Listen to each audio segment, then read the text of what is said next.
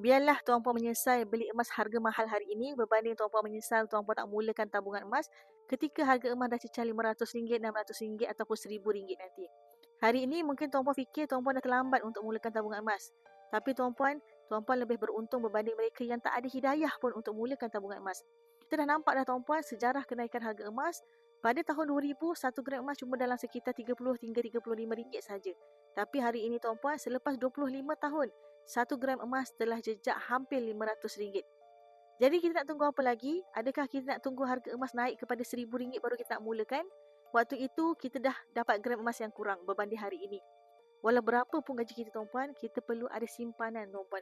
Bukanlah maknanya orang yang bergaji kecil ni tak perlu ada simpanan. Orang yang bergaji kecil lah sepatutnya perlu ada lebih simpanan. Sebab apa?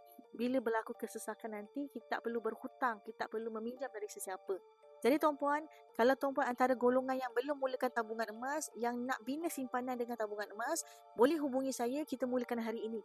Tuan puan tak perlu risau, tak perlu ada RM1,000 pun untuk menabung emas. Tuan puan boleh mulakan dengan RM100 yang pertama. Kemudian konsisten, ulang lagi bulan depan RM100, ulang lagi bulan depan RM100, sehinggalah tuan puan capai matlamat simpanan emas tuan puan. Nak saya bantu tuan puan mulakan tabungan emas? Isi bet biru di bawah, isi detail tuan puan dan saya akan hubungi tuan puan selepas ini.